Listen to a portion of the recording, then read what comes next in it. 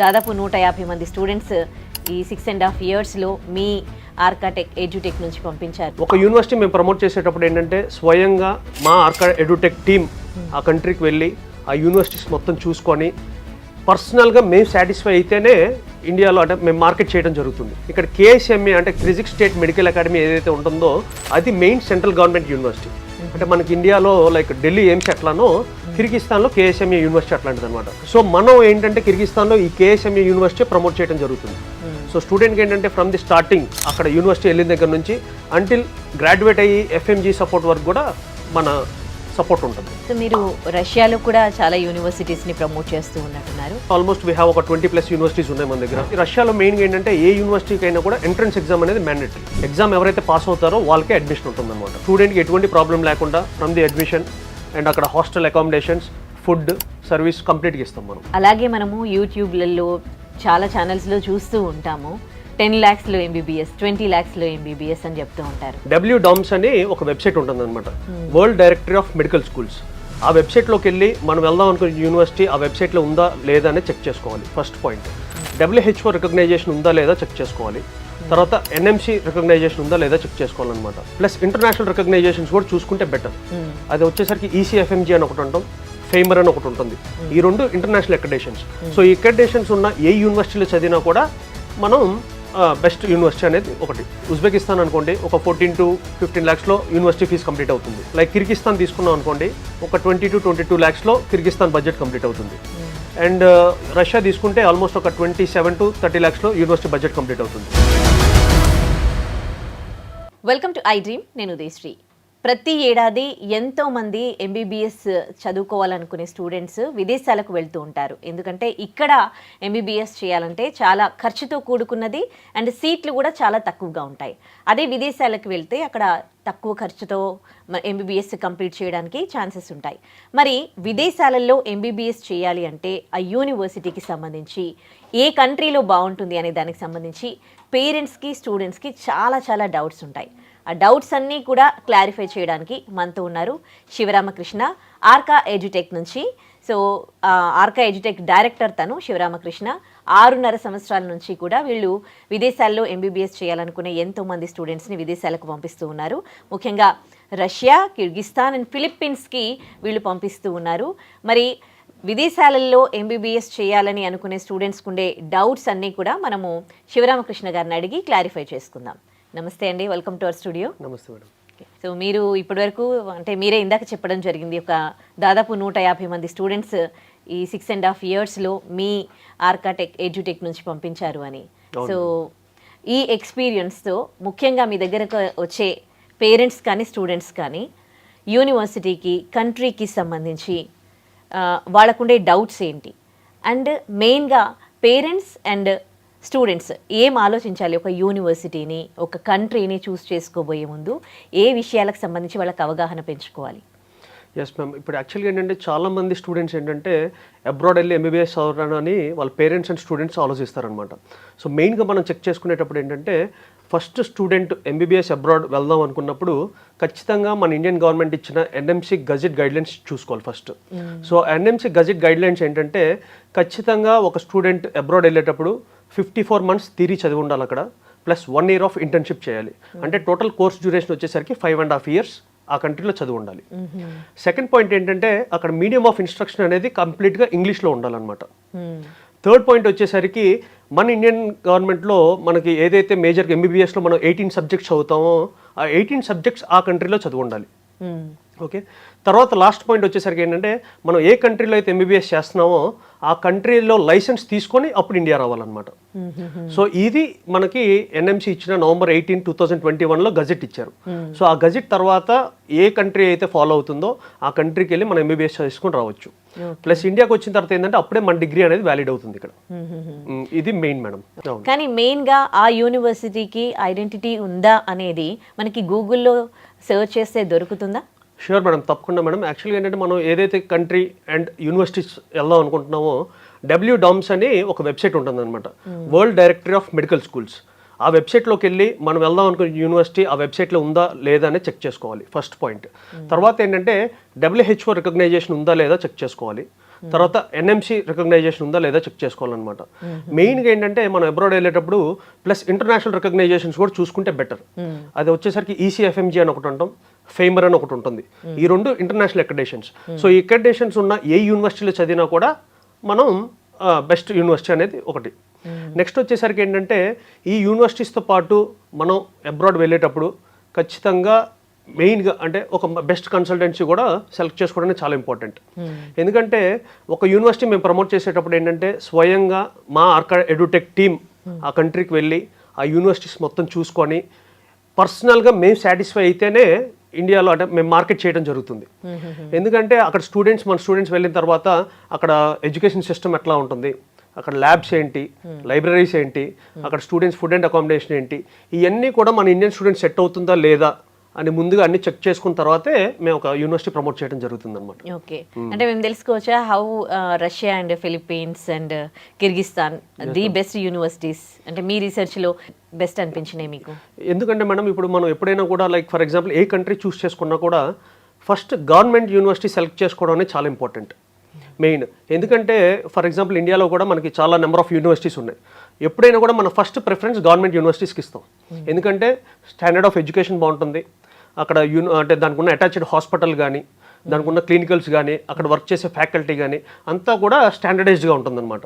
Like some of the private universities అనుకోండి, వాళ్ళకి ఏంటంటే కొంచెం ఇన్ఫ్రాస్ట్రక్చర్ లో ఉంటాం, ఫ్యాకల్టీ ప్రాబ్లమ్ ఉంటాం, సో ఇట్లాంటివి జరుగుతూ ఉంటాయి. సో రష్యా అండ్ కిర్గిస్తాన్ మెయిన్గా అడ్వాంటేజ్ ఏంటంటే అన్ని గవర్నమెంట్ యూనివర్సిటీస్. సో కాబట్టి ఏంటంటే ఎటువంటి ప్రాబ్లం ఉండదు, స్టూడెంట్కి ఏంటంటే డిగ్రీ కూడా సేఫెస్ట్ డిగ్రీ అనమాట. స్టూడెంట్స్ ఎంబీబీఎస్ చేయడానికి అబ్రాడ్ వెళ్తూ ఉంటారు కదా, సో అక్కడ హాస్టల్ ఫెసిలిటీస్కి సంబంధించి, వాళ్ళ ఆహారానికి, వాళ్ళు తీసుకునే ఫుడ్కి సంబంధించి అంటే ఎవరు అక్కడ చూసుకునేది? ఎస్ మ్యామ్, యాక్చువల్లీ ఏంటంటే మనం ఒక యూనివర్సిటీ ప్రమోట్ చేసేటప్పుడు ఏంటంటే చాలామంది మన తెలుగు స్టూడెంట్స్ ఉంటారనమాట వెళ్ళేవాళ్ళు. సో కాబట్టి ఏంటంటే మనం ఏదైతే యూనివర్సిటీ చేస్తున్నామో ఆ యూనివర్సిటీలో ఖచ్చితంగా మనం క్యాంటీన్ సెటప్ చేయడం జరుగుతుంది అనమాట. సో అక్కడ మన తెలుగు చెఫ్స్ని తీసుకెళ్ళి అక్కడే మన తెలుగు ఫుడ్ కుక్ చేయడం జరుగుతుంది. ప్లస్ ఇంకొకటి ఏంటంటే అక్కడ హాస్టల్ ఫెసిలిటీస్ కూడా almost university inside the campus అంటే మనకు హాస్టల్స్ ఉంటాయి. సో అంతా కూడా యూనివర్సిటీలు ప్రొవైడ్ చేస్తారు. మన ఫుడ్ అనేది మనం సైడ్ నుంచి మనం కన్సల్టెన్సీ సైడ్ నుంచి ఇవ్వడం జరుగుతుంది అనమాట. ఓకే, అంటే ఇప్పుడు తెలుగు స్టేట్స్ నుంచే కదా మీరు పంపించేది స్టూడెంట్స్ని, సో వాళ్ళకి మనకి తెలుగు ఫుడ్ 100% దొరుకుతుంది మేడం, ఎటువంటి ప్రాబ్లం లేదు. నార్మల్గా ఏంటంటే మనం ఇక్కడ ఎట్లయితే ఫుడ్ తింటామో like morning breakfast, afternoon lunch and dinner ఉంటుంది. ప్లస్ మన గ్రాసరీస్తోనే మన తెలుగు చెఫ్స్ వండుతారు కాబట్టి సేమ్ టేస్ట్ వస్తుంది అనమాట. ఓకే, అంటే ఒకవేళ స్టూడెంట్స్కి ఏమైనా పర్సనల్గా ప్రాబ్లమ్స్ వచ్చినా, ఎడ్యుకేషన్కి సంబంధించి ఏమైనా ఇబ్బందులు ఎదురైనా కానీ వాళ్ళకి హెల్ప్ చేయడానికి టీం ఏమైనా ఉంటుందా? షూర్ మేడం, యాక్చువల్లీ ఏంటంటే మనం యూనివర్సిటీ లోపల ముందుగానే మనం అగ్రిమెంట్ తీసుకుంటాం అనమాట. యూనివర్సిటీ ఇన్సైడ్ ది క్యాంపస్లో ఒక ఆఫీస్ స్పేస్ కావాలని. సో ఆఫీస్ స్పేస్ ఉంటుంది, దాంట్లో ఏంటంటే మన 24/7 మన తెలుగు రిప్రజెంటేటివ్ అక్కడ ఉంటారు.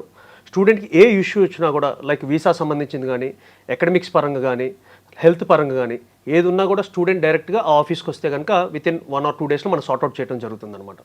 సో 24/7 మన తెలుగు కేర్ టేకర్స్ ఉంటారు. సో పేరెంట్స్ ఎటువంటి భయపడాల్సిన పని లేదు. కిర్గిస్తాన్లో గవర్నమెంట్ ఎంబీబీఎస్ యూనివర్సిటీస్కి ఒక కొత్త అప్డేట్ ఇచ్చినట్టు తెలుస్తోంది న్యూస్లో, సో ఏంటి అది తెలుసుకోవచ్చా? యాక్చువల్లీ మేడం ఇంతకుముందు కిర్గిస్తాన్లో మనకు ఆల్మోస్ట్ ఒక 24+ యూనివర్సిటీస్ ఉన్నాయి. సో అక్కడ రీసెంట్గా ఏంటంటే అక్కడ గవర్నమెంట్ డెసిషన్ తీసుకుంది ఏంటంటే ఈ మెడికల్ కాలేజెస్ మీద ఒక లైసెన్సింగ్ యాక్ట్ తీసుకొచ్చారనమాట.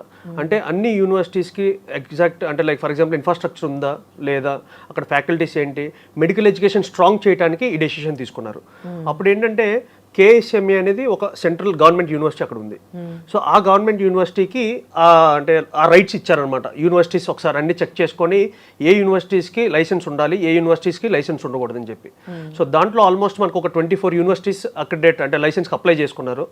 దాంట్లో ఆల్మోస్ట్ ఒక 13 యూనివర్సిటీస్కి లైసెన్స్ క్యాన్సిల్ అయిపోయింది అనమాట. సో మనకుంది ఏంటంటే అంటే దీంట్లో 1 year అక్రెడిటేషన్ ఉన్న యూనివర్సిటీస్ ఒక 7 యూనివర్సిటీస్కి 1 year లైసెన్స్ ఇచ్చారు. ఇంకొక 5 యూనివర్సిటీస్ మాత్రం 6 years లైసెన్స్ ఇచ్చారనమాట. సో స్టూడెంట్స్ గమనించాల్సింది ఏంటంటే ఈ ఏదైతే లైసెన్స్ క్యాన్సిల్ అయిన యూనివర్సిటీస్కి వెళ్తే మాత్రం చాలా ఇబ్బంది పడాల్సిన అవసరం ఉంటుంది. ప్లస్ ఇంకోటి 1 year లైసెన్స్ ఉన్న యూనివర్సిటీకి కూడా వెళ్ళినా కూడా ప్రాబ్లమే, ఎందుకంటే దానికి ఉంది 1 year లైసెన్సే. సో ఎప్పుడైనా కూడా స్టూడెంట్స్ రేపు కిర్గిస్తాన్ వెళ్ళేటప్పుడు ఖచ్చితంగా 6 years లైసెన్స్ ఉన్న యూనివర్సిటీ సెలెక్ట్ చేసుకుంటే బెటర్. దాంతోపాటు ఏంటంటే మెయిన్ ఇంపార్టెంట్ థింగ్ ఇక్కడ కేఎస్ఎంఏ అంటే కిర్గిజ్ స్టేట్ మెడికల్ అకాడమీ ఏదైతే ఉంటుందో అది మెయిన్ సెంట్రల్ గవర్నమెంట్ యూనివర్సిటీ. అంటే మనకి ఇండియాలో లైక్ ఢిల్లీ ఎయిమ్స్ ఎట్లానో కిర్గిస్తాన్లో కేఎస్ఎంఏ యూనివర్సిటీ అట్లాంటిది అనమాట. సో వాళ్ళకే అంటే వాళ్ళు మెడికల్ యూనివర్సిటీస్ అన్నిటికీ కరికులం ఎట్లా ఉండాలి, క్లినికల్ ఎక్స్పోజర్ ఎట్లా ఉండాలి, స్టూడెంట్స్ మొత్తం కూడా కరికులం అన్ని యూనివర్సిటీస్కి వీళ్ళే ఇస్తారు. సో వీళ్ళు మెయిన్ హోల్డ్ అనమాట ఈ యూనివర్సిటీ. సో మనం ఏంటంటే కిర్గిస్తాన్లో ఈ కేఎస్ఎంఏ యూనివర్సిటీ ప్రమోట్ చేయడం జరుగుతుంది. సో స్టూడెంట్స్ ఏంటంటే ఆ యూనివర్సిటీస్కి వెళ్ళే బదులు డైరెక్ట్ మెయిన్ సెంట్రల్ గవర్నమెంట్ యూనివర్సిటీలోనే జాయిన్ అయితే వాళ్ళకి ఎటువంటి ఇబ్బందులు పడాల్సిన అవసరం లేదనమాట. ఓకే, ఇప్పుడు మన ఇండియా నుంచే వెళ్తూ ఉంటారా స్టూడెంట్స్? వేరే అబ్రాడ్ కంట్రీస్ నుంచి కూడా మీరు ప్రమోట్ చేసే యూనివర్సిటీస్కి వస్తూ ఉంటారండి? Yes madam, it's mix of అంటే అన్ని కంట్రీస్ నుంచి ఉంటారు. కానీ మాక్సిమం రేషియో చూసుకుంటే కనుక 60 to 70% మన ఇండియన్స్ ఉంటారు, ఇంకా మిగిలిన 30% అదర్ నేషనాలిటీస్ ఉంటారు అనమాట. ఓకే, ఇట్లా డిఫరెంట్ కంట్రీస్ నుంచి స్టూడెంట్స్ అక్కడికి వస్తూ ఉంటారు కదా, కానీ వాళ్ళ సేఫ్టీ సెక్యూరిటీకి సంబంధించి అక్కడ ఏమైనా స్పెషల్ సిస్టమ్ ఉంటుందా? ఆ యూనివర్సిటీస్ తీసుకుంటాయి ఏమైనా సిస్టమ్? షూర్ మేడం, ఎందుకంటే ప్రతి యూనివర్సిటీలో కూడా మనకి ఇంటర్నేషనల్ డిపార్ట్మెంట్ అని ఉంటుంది. సో ఆ ఇంటర్నేషనల్ డిపార్ట్మెంట్లో స్టూడెంట్ అకాడమిక్స్ ఫర్ ఎగ్జాంపుల్ ఇప్పుడు ఏదైనా సబ్జెక్ట్స్ ఎన్రోల్మెంట్ కానీ లేదంటే వీసా ఎవ్రీ ఇయర్ మనం రెన్యువల్ చేసుకోవాలన్నమాట. సో ఆ వీసా రెన్యువల్ అప్పుడు మనం ఇంటర్నేషనల్ అక్కడికి వెళ్ళి ఆ డాక్యుమెంట్స్ అన్ని సబ్మిట్ చేస్తే కనుక వీసా వాళ్ళు రెన్యువల్ చేసి పెడతారు. ప్లస్ ఇంకోటి మన సైడ్ నుంచి సపోర్ట్ సిస్టమ్ ఏంటంటే మేము ఆల్రెడీ ఇంతకుముందు చెప్పినట్లు మేము ఏ యూనివర్సిటీ ప్రమోట్ చేస్తామో అక్కడ మన ఆఫీస్ సెటప్ ఉంటుంది కాబట్టి స్టూడెంట్కి complete end to end support. Like for example చాలా మంది కన్సల్టెంట్స్ ఏంటంటే అడ్మిషన్ చేస్తారు కానీ అక్కడ సర్వీస్ ఇవ్వటం చాలా తక్కువ మంది, అతి తక్కువ మంది ఇస్తారనమాట. దాంట్లో మంది ఒక కన్సల్టెన్సీ ఆర్కే ఎడ్యుటెక్. సో స్టూడెంట్కి ఏంటంటే ఫ్రమ్ ది స్టార్టింగ్ అక్కడ యూనివర్సిటీ వెళ్ళిన దగ్గర నుంచి అంటిల్ గ్రాడ్యుయేట్ అయ్యి ఎఫ్ఎంజీ సపోర్ట్ వరకు కూడా మన సపోర్ట్ ఉంటుంది. ఓకే, ఆ యూనివర్సిటీలో చదివిన వాళ్ళు ఇక్కడ మళ్ళీ తిరిగి ఇండియాలో డాక్టర్ అవ్వాలనుకుంటే ఎగ్జామ్ ఉంటుంది కదా, దానికి మీరు ఏమైనా సపోర్ట్ చేస్తారా? తప్పకుండా మేడం. యాక్చువల్గా ఏంటంటే ఫస్ట్ ఇయర్ నుంచి మనకి ఎఫ్ఎంజీ సపోర్ట్ ఉంటుంది యూనివర్సిటీలో. సో స్టూడెంట్కి ఏంటంటే ఫస్ట్ ఇయర్ నుంచి మనం ఎట్లా ప్రిపేర్ అవ్వాలి, ఎగ్జామినేషన్ ప్యాటర్న్స్ ఎట్లా ఉంటాయి ఏంటనేది కంప్లీట్గా మనం సపోర్ట్ ఉంటుందన్నమాట యూనివర్సిటీలో. ప్లస్ ఇంకోటి ఏంటంటే స్టూడెంట్స్ ఇండియాకి వచ్చిన తర్వాత ఎఫ్ఎంజీ పాస్ అవడం అనేది చాలా ఇంపార్టెంట్. ఎందుకంటే ఇప్పుడు ఆ ఎగ్జామ్ పాస్ అయితేనే ఈ 6 years డిగ్రీ అనేది వ్యాలిడే కాదని తెలుస్తుంది. సో చాలా మంది స్టూడెంట్స్ ఏంటంటే రకరకాల యూనివర్సిటీస్కి వెళ్ళి ఇక్కడికి వచ్చిన తర్వాత ఎఫ్ఎంజీ 1 take 2 take 3 takes చేస్తున్న స్టూడెంట్స్ చాలా మంది ఉన్నారు. సో ఎప్పుడైనా కూడా ఏంటంటే ఎఫ్ఎంజీ ఫస్ట్ అటెంప్ట్లో పాస్ అవ్వాలంటే మనం చదివిన యూనివర్సిటీ మంచిదై ఉండాలి, అంటే క్వాలిటీ ఆఫ్ ఎడ్యుకేషన్ బాగుండాలి. సో క్వాలిటీ ఆఫ్ ఎడ్యుకేషన్ ఉంటే ఆబ్వియస్లీ ఇక్కడికి వచ్చిన తర్వాత మనం ఎఫ్ఎంజీ ఫస్ట్ అటెంప్ట్లో పాస్ అయ్యే ఛాన్సెస్ 100% ఉన్నాయి. ఓకే, ఇప్పుడు ఈ యూనివర్సిటీస్లో ఎంబీబీఎస్ చేసిన వాళ్ళు అక్కడ డాక్టర్స్గా సెటిల్ అవుతాయి. ఇప్పుడు ఇండియాలో ఎంత బాగా ఎర్న్ చేస్తున్నారో అక్కడ వాళ్ళకి అంతే బాగుంటుందా? ఆబ్వియస్లీ మేడం, కానీ చాలామంది ఏంటంటే అబ్రాడ్లో చదివిన వాళ్ళు ఒక 90% ఆఫ్ ది స్టూడెంట్స్ ఇండియా వస్తారు. మిగిలిన 10% ఏంటంటే ఆబ్వియస్లీ వాళ్ళు చదివిన కంట్రీస్లో కానీ లేదంటే లైక్ ఫర్ ఎగ్జాంపుల్ అబ్రాడ్లో పీజీ చేద్దాం అనుకుంటారు. సో దీంట్లో ఏంటంటే మనకి ఆబ్వియస్గా అబ్రాడ్లో పీజీ చేయాలంటే లైక్ ఫర్ ఎగ్జాంపుల్ మనకి యూఎస్ కానీ యూకే కానీ కెనడా కానీ ఆస్ట్రేలియా న్యూజిలాండ్ ఇట్లా ఈ కంట్రీస్లో మనం పీజీ చేసుకోవచ్చు. సో ఆ పీజీ చేసుకోవాలంటే మనకు అక్కడ లోకల్లో ఎంట్రన్స్ ఎగ్జామ్స్ ఉంటాయి, ఆ ఎగ్జామ్స్ క్లియర్ చేసుకుని స్టూడెంట్ అక్కడికి వెళ్ళి పీజీ చేసుకుని సెటిల్ అవుతారనమాట. సో మీరు రష్యాలో కూడా చాలా యూనివర్సిటీస్ని ప్రమోట్ చేస్తూ ఉన్నట్టున్నారు, అండ్ రష్యాలో చాలా యూనివర్సిటీస్ ఉంటాయి కదా, ఒకవేళ అక్కడ ఎంబీబీఎస్ చేయాలనుకునే స్టూడెంట్స్ ఎంబీబీఎస్ యూనివర్సిటీకి సంబంధించి అంటే యూనివర్సిటీకి ఐడెంటిటీ ఉందా లేదా, సరైన యూనివర్సిటీని ఎట్లా వాళ్ళు తెలుసుకునేది? ఎస్ మేడం, ఇక్కడ చాలా మంది స్టూడెంట్స్కి ఏంటంటే రష్యా అంటే ఒక పెద్ద కన్ఫ్యూజన్ అనమాట. ఎందుకంటే ఆల్మోస్ట్ ఒక 100+ యూనివర్సిటీస్ ఉన్నాయి, అసలు ఏ యూనివర్సిటీకి వెళ్ళాలి ఎట్లా తెలుసుకోవాలి ఏంటనేది. సో ఇక్కడ మనం మెయిన్గా ఏంటంటే ఒకటి స్టూడెంట్ వచ్చినప్పుడు వాళ్ళ ప్రొఫైల్ తీసుకుంటాం ముందు, అంటే వాళ్ళ ఇంటర్మీడియట్ స్కోరింగ్ ఎట్లా ఉంది, వాళ్ళ నీట్ స్కోరింగ్ ఎట్లా ఉందని. సో దాన్ని బట్టి మనం ప్రొఫైల్ అనాలిసిస్ చేయడం జరుగుతుంది అనమాట. సో మన దగ్గర ఏంటంటే ఆల్మోస్ట్ వీ హ్యావ్ ఒక 20+ యూనివర్సిటీస్ ఉన్నాయి మన దగ్గర. సో ఈ 20+ యూనివర్సిటీస్లో మనం ఏంటంటే బెస్ట్ కొంచెం ఒక తెలుగు స్టూడెంట్స్ ఎక్కువ మంది ఉన్న యూనివర్సిటీస్ మనం ప్రమోట్ చేస్తాం. ఓకే, సో దాంట్లో ఏంటంటే ప్రతి రష్యాలో మెయిన్గా ఏంటంటే ఏ యూనివర్సిటీకి అయినా కూడా ఎంట్రన్స్ ఎగ్జామ్ అనేది మ్యాండేటరీ. ఎగ్జామ్ అనేది ఖచ్చితంగా రాయాలి. ఎగ్జామ్ ఎవరైతే పాస్ అవుతారో వాళ్ళకే అడ్మిషన్ ఉంటుందన్నమాట. సో ఈ ప్రాసెస్లో ఏంటంటే మనం ఎగ్జామ్కి ప్రిపేర్ చేపిస్తాం, స్టూడెంట్ని ఎగ్జామ్కి రాయిస్తాం. ఎగ్జామ్ కంప్లీట్ అయిన తర్వాత మనకు మెయిన్ ఏంటంటే ప్రతి యూనివర్సిటీ కూడా చాలా లిమిటెడ్ నెంబర్ ఆఫ్ సీట్స్ అనమాట. సో మనకి లైక్ ఒక 300 సీట్స్ ఉంటాయి. సో కాబట్టి ఏంటంటే స్టూడెంట్ అక్కడికి వెళ్ళేటప్పుడు మెయిన్గా తెలుగు స్టూడెంట్స్ ఎవరు ఎక్కువ ఉన్నారు, ప్లస్ అక్కడ ఏంటంటే మన చాలామంది ఏంటంటే ఫుడ్ చాలా ఇబ్బంది పడతారు రష్యాలో, కానీ అట్లాంటి ఇబ్బందులు లేకుండా మనం చేసే యూనివర్సిటీస్ ఏంటంటే కంప్లీట్ సపోర్ట్ సిస్టమ్ ఇచ్చి స్టూడెంట్కి ఎటువంటి ప్రాబ్లం లేకుండా ఫ్రమ్ ది అడ్మిషన్ అండ్ అక్కడ హాస్టల్ అకామిడేషన్స్ ఫుడ్ సర్వీస్ కంప్లీట్గా ఇస్తాం మనం. అలాగే మనము యూట్యూబ్లలో చాలా ఛానల్స్లో చూస్తూ ఉంటాము 10 lakhsలో ఎంబీబీఎస్ 20 lakhsలో ఎంబీబీఎస్ అని చెప్తూ ఉంటారు. ఇవి ఎంతవరకు నమ్మొచ్చు? మేడం ఆబ్వియస్లీ అంటే మనకి బడ్జెట్లో అయితే కనుక యూనివర్సిటీస్ ఉన్నాయి అబ్రాడ్లో. యాక్చువల్గా ఏంటంటే మనకి స్టార్టింగ్ అంటే ఒక 14 lakhs బడ్జెట్ నుంచి అంటిల్ 30 to 40 lakhs బడ్జెట్ వరకు కూడా యూనివర్సిటీస్ ఉన్నాయన్నమాట. అది depends on the country and depends on the కాలేజ్ని బట్టి ఉంటుంది. సో ఫర్ ఎగ్జాంపుల్ మనకి ఏంటంటే ఒక ఉజ్బెకిస్తాన్ అనుకోండి, ఒక 14 to 15 lakhsలో యూనివర్సిటీ ఫీజు కంప్లీట్ అవుతుంది. లైక్ కిర్గిస్తాన్ తీసుకున్నాం అనుకోండి, ఒక 20 to 22 lakhsలో కిర్గిస్తాన్ బడ్జెట్ కంప్లీట్ అవుతుంది. అండ్ రష్యా తీసుకుంటే ఆల్మోస్ట్ ఒక 27 to 30 lakhsలో యూనివర్సిటీ బడ్జెట్ కంప్లీట్ అవుతుంది. సో అట్లా డిపెండ్స్ ఆన్ ది బడ్జెట్ని బట్టి యూనివర్సిటీస్ ఉన్నాయి. సో మనం ఏంటంటే ముందుగా మనం చూసుకునేటప్పుడు ఖచ్చితంగా ఫీజు అనేది కన్సల్టెన్సీ దగ్గర ఎంత అవుతుంది, మనం ఎంత కట్టాలి ఏంటనేది క్లారిటీ తీసుకొని అడ్మిషన్ తీసుకుంటే బెటర్ అనమాట. ఇంకోటి అంటే ఒక స్టూడెంట్ని వాళ్ళ పేరెంట్స్ ఎంతో అంటే డబ్బులు సేవ్ చేసి ఇన్ని లక్షల రూపాయలు వాళ్ళ మీద పెట్టి ఒక వేరే కంట్రీకి పంపిస్తూ ఉంటే అక్కడ సేఫ్టీకి సంబంధించి సెక్యూరిటీకి సంబంధించి తల్లిదండ్రులు చాలా భయపడుతూ ఉంటారు. అంటే ఇంత డబ్బులు పెడితే చివరికి మనకి న్యూస్ ఛానల్స్లో కానీ మనం న్యూస్లో వింటూ ఉన్నాము, ఆ స్టూడెంట్ అక్కడ దయనీయ పరిస్థితిలో ఉంటారు. ఇట్లాంటి ఎన్నో కేసెస్ మనం చూస్తూ ఉన్నాం. మరి ఈ విషయంలో ఇప్పుడు అబ్రాడ్ పంపించే పేరెంట్స్ వాళ్ళ పిల్లల్ని అంటే ఎలాంటి జాగ్రత్తలు తీసుకోవాలి అసలు? మేడం మెయిన్గా ఏంటంటే మేడం ఫస్ట్ మనం అడ్మిషన్ తీసుకునేటప్పుడు ఏదైతే యూనివర్సిటీలో జాయిన్ అవుతున్నామో ఆ యూనివర్సిటీ ఫీజు డైరెక్ట్ యూనివర్సిటీకే ట్రాన్స్ఫర్ చేయాలి. ఒకటి మెయిన్ థింగ్. ఇక్కడ చాలామంది పేరెంట్స్ ఏంటంటే ఫస్ట్ కన్సల్టెంట్సే ఇక్కడ మాకు యూనివర్సిటీ ఫీజు మాకు కట్టండి, మేము అక్కడ యూనివర్సిటీ ట్రాన్స్ఫర్ చేస్తాం అంటారు. ఇక్కడ ఏంటంటే ఇక్కడ మెయిన్గా జరిగే ప్రాబ్లమ్స్ అనమాట. సో ఎప్పుడైనా కూడా పేరెంట్ ఏంటంటే డైరెక్ట్ యూనివర్సిటీ ఫీజు యూనివర్సిటీకి ట్రాన్స్ఫర్ చేసుకుంటే అది లీగల్గా ఉంటుంది. నెక్స్ట్ ఇంకోటి ఏంటంటే చాలామంది కన్సల్టెంట్స్ ఏంటంటే ఇప్పుడు ప్రజెంట్ మార్కెట్లో టైంకి అంటే మార్కెట్ టైం చాలామంది వచ్చేస్తారు. సో మనం ఏంటంటే ఒక అడ్మిషన్ తీసుకునేటప్పుడు ఆ కన్సల్టెన్సీ ఎన్ని ఇయర్స్ నుంచి ఉన్నారు, వాళ్ళు ఏ కంట్రీస్ చేస్తారు, వాళ్ళ స్టూడెంట్స్ ఎంతమంది పంపించారు, సో ఇదంతా కూడా బ్యాక్గ్రౌండ్ వెరిఫికేషన్ పేరెంట్ చేసుకోవాల్సి ఉంటుంది. సో ప్లస్ ఆ కంట్రీలో అంటే వాళ్ళు విజిట్ చేస్తున్నారా లేదా కన్సల్టెంట్స్, సో ఇది చూసుకొని జాయిన్ అయితే కనుక ఎటువంటి ఇబ్బందులు లేకుండా వాళ్ళ జర్నీ అనేది స్మూత్గా ఉంటుంది అనమాట. చాలా మంది స్టూడెంట్స్ ఏంటంటే ఇట్లా రాంగ్ గైడెన్స్ లేకుండా రాంగ్ కన్సల్టెన్సీస్కి వెళ్ళి ఇబ్బంది పడుతున్న పిల్లలు చాలా మంది ఉన్నారు ఇప్పుడు. సో అట్లాంటి ఇబ్బందులు పడకూడదంటే ఖచ్చితంగా మీరు ముందు పేరెంట్స్ అనేవాళ్ళు స్టూడెంట్స్ వాళ్ళు ముందుగా చెక్ చేసుకొని ఆ కన్సల్టెన్సీ బ్యాక్గ్రౌండ్ వెరిఫికేషన్ చేసుకొని వాళ్ళ స్టూడెంట్స్ ఎంతమంది ఉన్నారు ఏంటి అనేది కంప్లీట్గా చెక్ చేసుకుంటే ఎటువంటి ఇష్యూస్ ఉండవు అనమాట. ఓకే, అంటే ఈ యూనివర్సిటీని ప్రమోట్ చేస్తుంది కన్సల్టెన్సీస్ కదా, కన్సల్టెన్సీ త్రూనే మళ్ళీ యూనివర్సిటీకి పే చేస్తారు కదా, సో డైరెక్ట్ యూనివర్సిటీకి పే చేయడానికి ఎట్లా ఉంటుంది? లేదు మేడం, మనం అడ్మిషన్ చేసినప్పుడు ఏంటంటే ఖచ్చితంగా యూనివర్సిటీ అడ్మిషన్ లెటర్లోనే యూనివర్సిటీ బ్యాంక్ డీటెయిల్స్ వస్తాయి. సో ఒక parent for example university transfer చేయాలనుకోండి, డైరెక్ట్ వాళ్ళు బ్యాంక్కి వెళ్ళి అక్కడ ఇంటర్నేషనల్ ఫారెక్స్ ఉంటుందన్నమాట. సో ఇంటర్నేషనల్ ఫారెక్స్ వాళ్ళు ఇక్కడ నుంచి బ్యాంక్ వాళ్ళు ట్రాన్స్ఫర్ చేయొచ్చు డైరెక్ట్గా. సో వైర్ ద్వారా చేస్తారు, ఇబ్బంది ఏమి ఉండదు. వాళ్ళు డైరెక్ట్గా smooth and very easy process వాళ్ళు ట్రాన్స్ఫర్ చేసుకోవచ్చు. Right, thank you so much for the valuable points to the parents and students అండి. Thank you so much.